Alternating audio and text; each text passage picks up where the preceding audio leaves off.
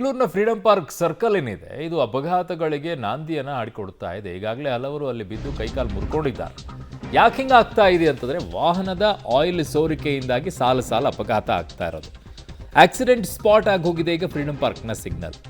Oil ಸೋರಿದೆ ಅಲ್ಲಿ, ಅದರ ಜೊತೆಗೆ ಎಮ್ಸ್ಯಾಂಡ್ ಅನ್ನ ಪೊಲೀಸರು ಹಾಕಿದ್ದಾರೆ. ಇನ್ನೇನಾಗುತ್ತೆ ಆಯಿಲ್ ಮೇಲೆ ಎಮ್ಸ್ಯಾಂಡ್ ಹಾಕಿದ್ರೆ ಬೈಕ್ ಸ್ಕಿಡ್ ಆಗಿ ಬೀಳುತ್ತೆ.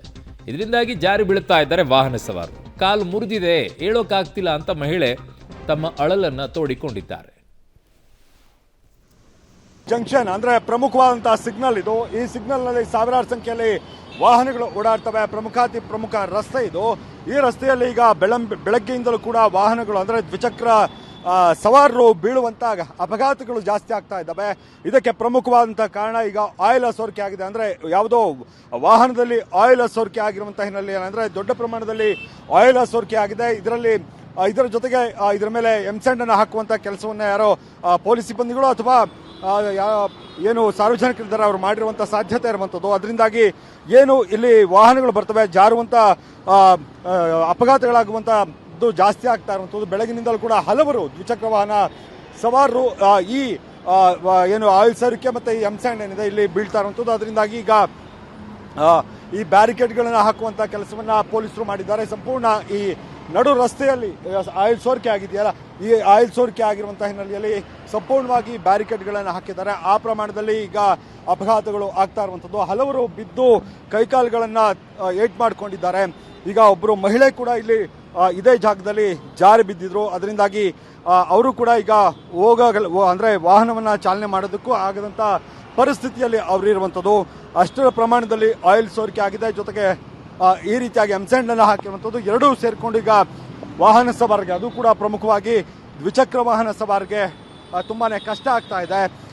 ಈಗ ಬ್ಯಾರಿಕೇಡ್ಗಳನ್ನು ಹಾಕಿ ಸರಿಪಡಿಸುವಂತಹ ಕೆಲಸ ಅಂದ್ರೆ ಸೇಫ್ ಆಗಿರಲಿ, ಯಾರು ಕೂಡ ಬರಬಾರ್ದು ಅನ್ನುವಂಥ ನಿಟ್ಟಿನಲ್ಲಿ ಈಗ ತಾತ್ಕಾಲಿಕವಾಗಿ ಇದನ್ನ ಎಮ್ಸ್ಯಾಂಡ್ ಅನ್ನು ಹಾಕಿರುವಂತದ್ದು, ಬ್ಯಾರಿಕೇಡ್ಗಳನ್ನು ಹಾಕುವಂತ ಕೆಲಸವನ್ನ ಪೊಲೀಸರು ಮಾಡಿದ್ದಾರೆ.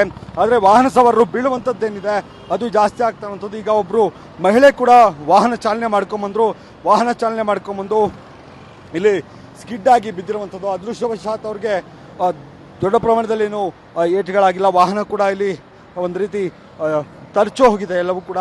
ಈಗ ಅವರನ್ನು ಕೂಡ ಮಾತಾಡ್ತೀನಿ. ಅಂದ್ರೆ ಇಲ್ಲಿವರೆಗೂ ಕೂಡ ಬ್ಯಾರಿಕೇಡ್ಗಳನ್ನ ಹಾಕಿರ್ಲಿಲ್ಲ. ಯಾವಾಗ ಬೀಳುವಂತದ್ದು ಜಾಸ್ತಿ ಆಯ್ತು, ಈಗ ಪೊಲೀಸ್ ಸಿಬ್ಬಂದಿಗಳು ಬ್ಯಾರಿಕೇಡ್ ಅನ್ನು ಹಾಕುವಂತದ್ದು ಆಗಿದೆ. ಮೇಡಮ್ ಹೇಗಿದ್ದೀರಾ? ಸಮಸ್ಯೆ ಆಯ್ತಾ ನಿಮ್ಗೆ? ಪೈನ್ ಆಗೇ ಇದೆ ಸರ್, ಆಗ್ತಾ ಇಲ್ಲ. ಮೇ ಬಿ ಕ್ರ್ಯಾಕ್ ಏನೋ ಆಗಿದೆ ಗೊತ್ತಾಗ್ತಾ ಇಲ್ಲ, ಪೈನ್ ಆಗ್ತಾನೆ ಇದೆ.